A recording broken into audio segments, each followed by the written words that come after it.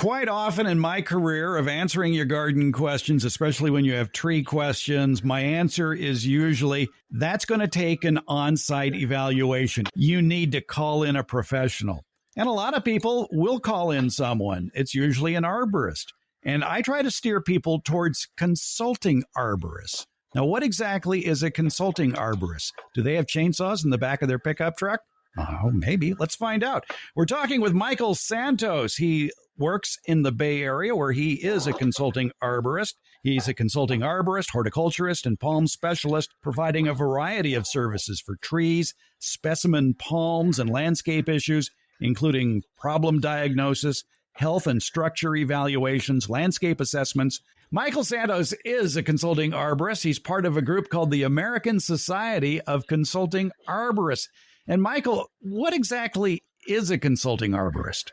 Well, Fred, thank you for having me today. Well, in terms of consulting arborists, we think of ourselves as professional arborists who are authorities on trees, palms, and woody plants. We tend to have extensive knowledge and experience on both things that affect tree health, their cultural requirements, disease and pests, decay evaluation, safety, and tree preservation issues. So we cover a wide range of issues.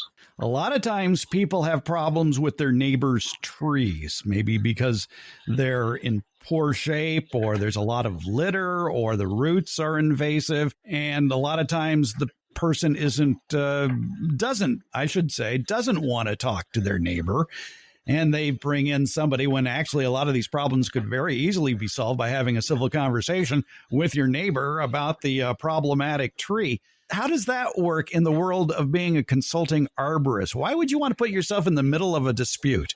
You know, oftentimes what our clients find when there is a problem tree, that they may find that, with a report from a consulting arborist, they may find that third-party neutral report will provide enough background and enough information to begin a dialogue and get that dialogue going with the other party in hopes of actually getting to solving the problem, whether it involves a tree removal or it involves pruning and ongoing maintenance or a pest control issue. So sometimes that neutral party can, in fact, bring those two parties together. And when a consulting arborist looks at a tree, what do you look at? It really depends on what the assignment is. But I would say, in general, if we are, looking at trees, one of our more typical evaluations would be to look at the tree in terms of health and structure and to provide tailored management recommendations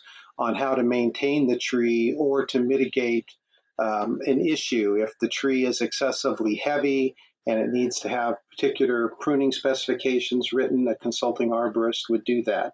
If there is a need to do further evaluation on the tree, as an example, to do decay detection and try to determine how much sound wood there is in a tree versus healthy wood to make sure that it has structural integrity to be able to survive in the current environment, a consulting arborist may do that as well. Indeed. When you go out to look at a tree, you're looking up into the canopy, you're staring straight at the trunk, and I imagine you're looking down at the root area as well. Absolutely. One of the other evaluations that a consulting arborist may recommend is if there's any indication of decay fungi, whether it be fruiting bodies like mushrooms from oak root fungus or a wood rotting decay fungus that's producing a fruiting body attached to the lower trunk or the roots. So sometimes soil needs to be removed so the integrity of the large buttress or structural roots providing the physical support for the tree can really be assessed. What are some of the most common mistakes or problems that you see? I think in general, I'd say probably one of the most common mistakes with trees generally is when the client has hired a tree company or a variety of tree companies in the past, and they have pruned the tree excessively and improperly to a point where they have altered or adversely affected the structure of the tree, because at that point sometimes it can be very difficult or a very long-term process to try to methodically and over time restore the tree's structure. So as an example, there is one style of pruning that was popular many years ago, and it's still done today, but it should not be done, which is called lion's tailing, where the tree's internal branches and growth is removed so that it's stripped out, and that exposes the tree structure, which a lot of people find aesthetically pleasing. But what it does is it concentrates the weight on the end of the branches where the trees are less prepared to support that weight. So that does a disservice for the tree and can increase the or elevate the risk of a branch failure when the weight is concentrated at the end of the tree. So I'd say that's probably, in a general sense, one of the most common problems we see is improper or excessive pruning. Yeah, and that pruning style that you are mentioning sounds like it would be for a homeowner, what they would want to do if they wanted to put a nightlight on the tree, if they wanted to light up their landscape in the evening. It is certainly much more dramatic when you have that sparse canopy where it looks like a martini glass, if you will, with the branches going out and nothing on the interior. That would be very dramatic, but it also shortens the life of the tree.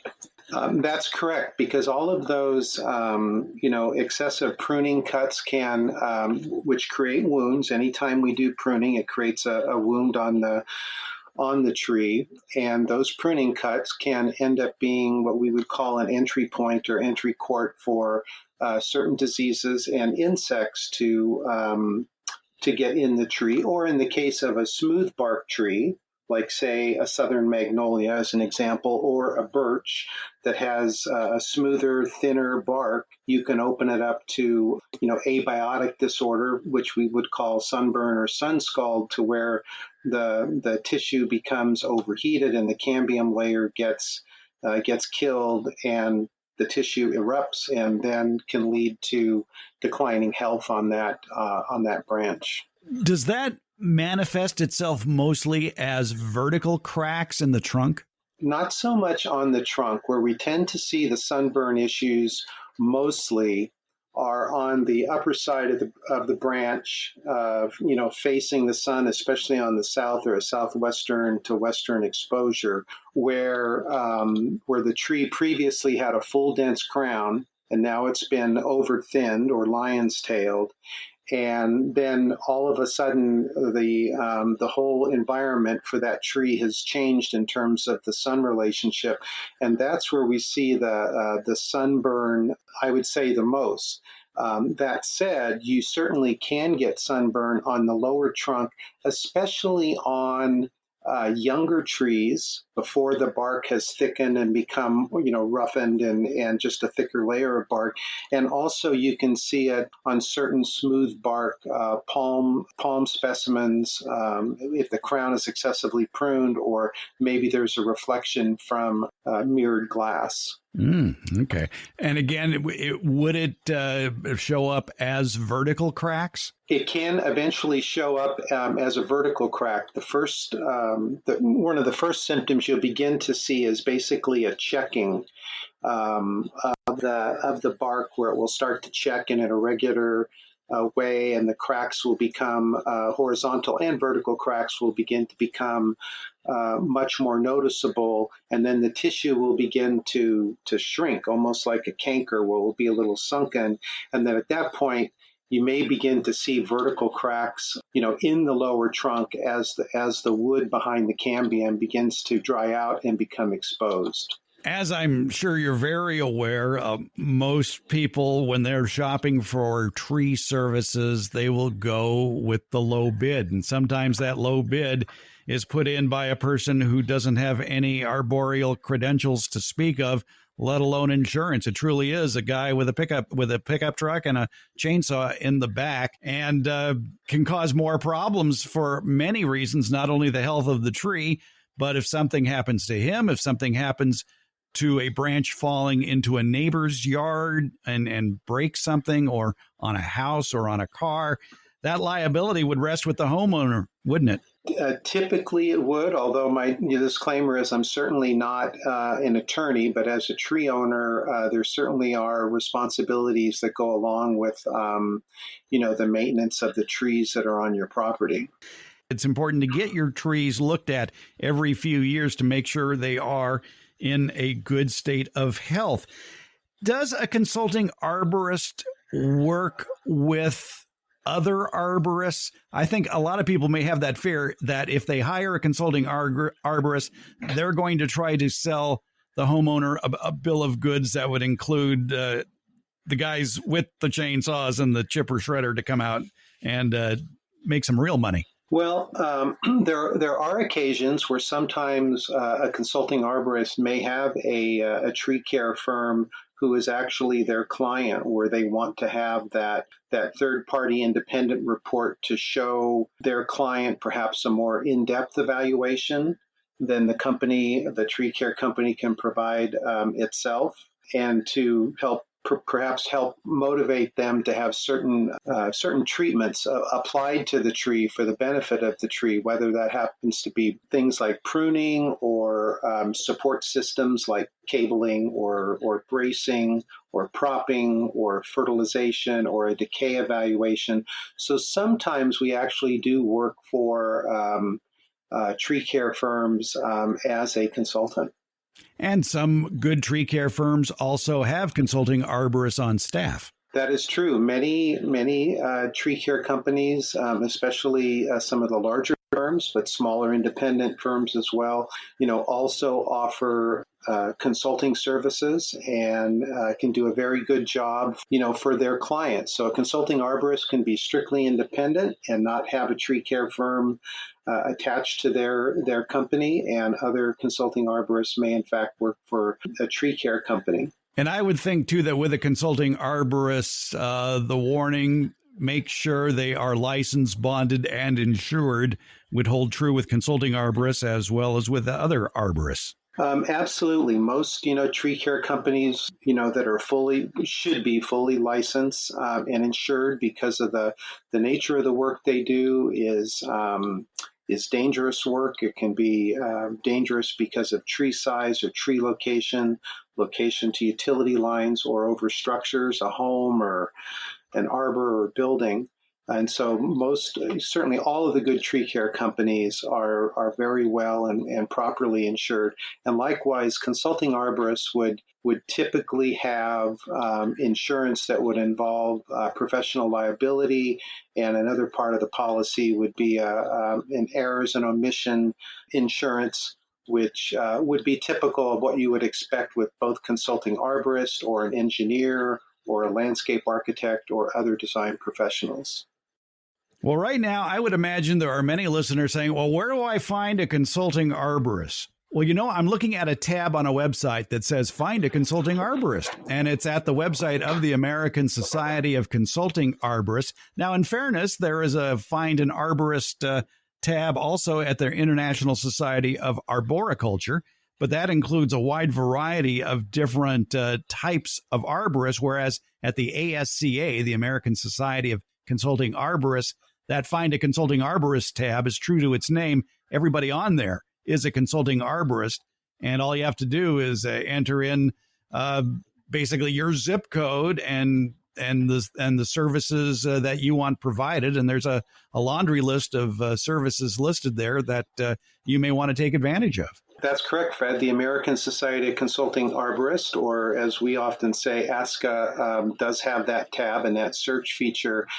And, whether it's a individual property owner or a commercial business or a municipality, they can search very conveniently by name or city and state or zip code, not only throughout California, but throughout the United States.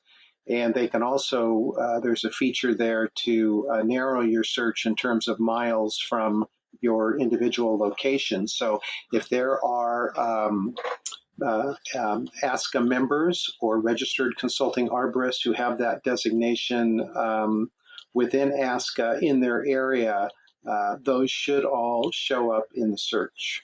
ASCA isn't it's a significant organization, but it's not a huge organization. There are only a little over 600 members of ASCA scattered across the U.S., and there are currently 135 that are registered consulting arborists that are actually based in the state of California. We have said many times during our chat about the importance of getting your trees looked at on a regular basis every few years. As a homeowner, when you're looking at a tree, what should they be looking at for possible red flags?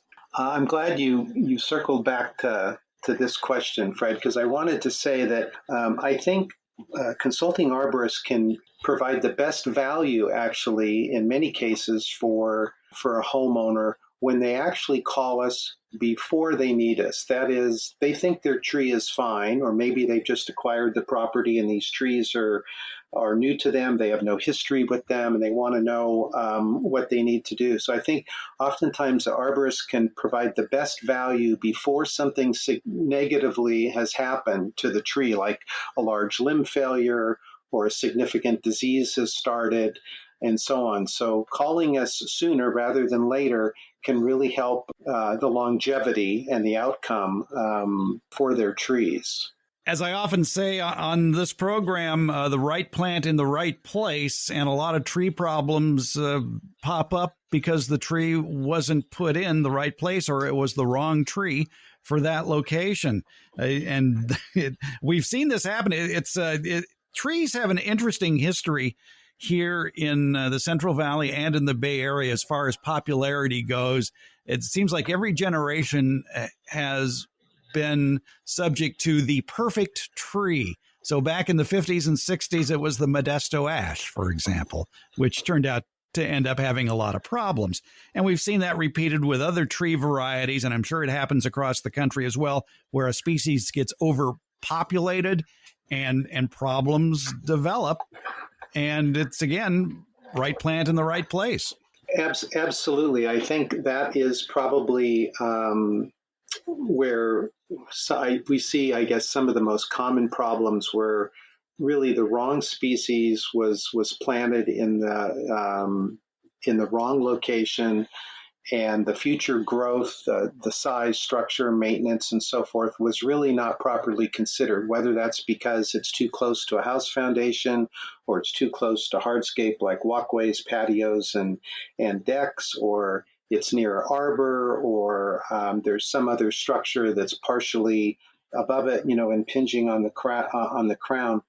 But right tree in the right location is paramount. And so I would encourage all your listeners to really do their homework, and because trees are a big element and rather permanent in the landscape, to really do their homework before planting trees to make sure that you have a right species that's not only going to look good when you plant it and in the first few years, but then stand the test of time and increase in value and attractiveness over a long period of time. And I know on your show in the past, you recommended different resources, and one of those is the Cal Poly Select a Tree website, which has very good objective information on the tree with photographs.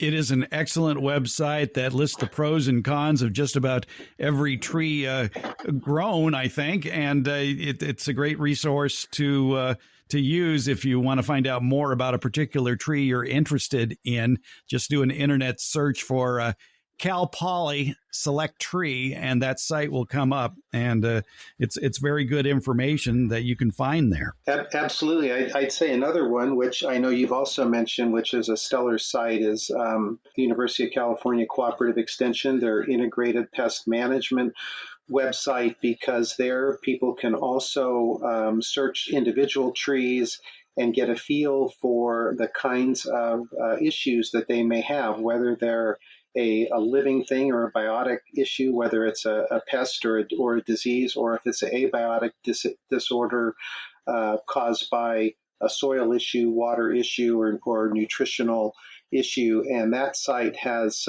also some excellent information that can help individuals ferret out, problem trees to perhaps not include in their thought process for installing them on their property.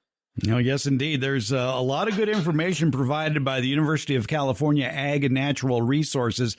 And if you want to do a specific search, use your favorite internet search tool and put in the name of the tree, followed by the letters UCANR. So name the tree, then UCANR, and up will pop probably the IPM page that you're talking about for that particular tree. And you'll be amazed at the number of things that can go wrong with trees. At times, it seems like it can be an endless amount of disorders or pest problems. But I often find that if you have the right tree in the right location for your right microclimate, and it's maintained properly, that oftentimes just by starting off with the right tree and then applying good cultural requirements for that tree during its life, that alone tends to lessen the type of problems that you can expect to have with that tree. I bet one area where you get a lot of calls on when you make house calls are plants that were put in, trees or large shrubs that were intended to be a privacy screen.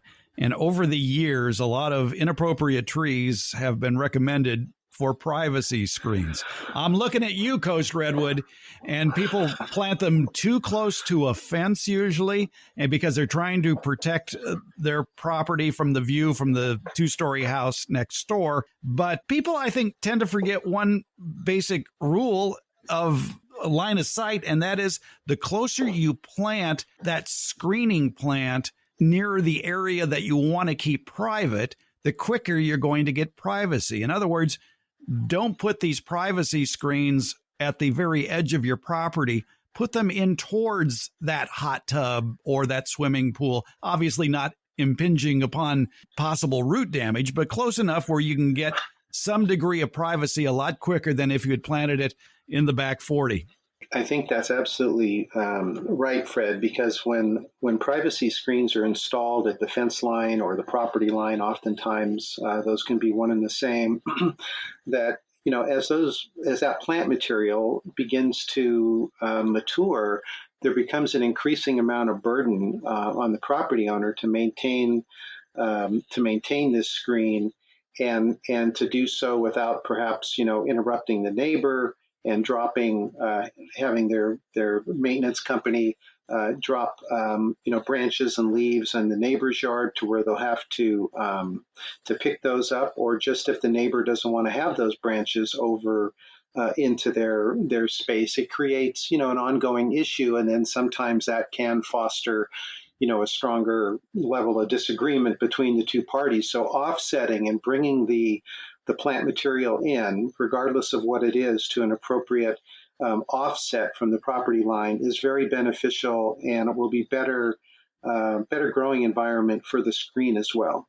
I was part of the tree advisory committee with the Sacramento Tree Foundation for a number of years, and it seems we spent a lot of meetings trying to find that perfect privacy screen tree, a fast-growing, narrow, tall tree. And let's face it, I mean, the people who hybridize trees are getting better and better at finding narrow, tall-growing, fast-growing trees. But people complicate matters when they plant too many of them too close together, thinking they're going to get a screen a lot quicker, when in reality, you're just shortening the life of those trees because you've cramped them too much. That's correct. If the plant material is installed on a really aggressive, tight, on-center spacing, why that may give you more of a initial presence and an initial screen in the first few years of growth, and begin to satisfy whatever the screening issue is at hand. Long term, it creates more stress on the trees as they compete for sun, water, soil, nutrients, and so forth, as well as future maintenance activities. So I always encourage clients to make sure that the spacing is a reasonable on-center spacing, a balance between, we want to have a good screen that's gonna last a long time, but not so close that eventually it's going to add to excessive competition and then maybe begin to adversely affect the health of that screen just when it's really providing its full value.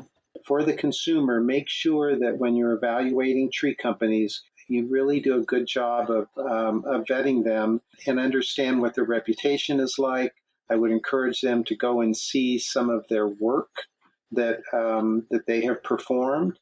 And I always tell clients that when you have a really good professional crew prune, whether it's your oak tree or your London plane or an elm, that one of the marks of a good tree company is that the non-professional probably won't notice that the tree was pruned.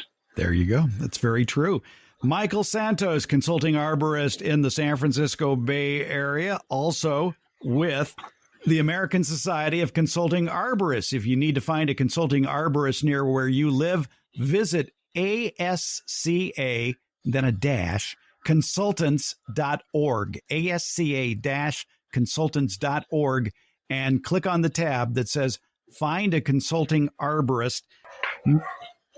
Well, there's the barking dogs indicating we have to wrap this up. Michael Santos, thank you so much for a few minutes of your time explaining what a consulting arborist is. Thank you, Fred. It was my pleasure.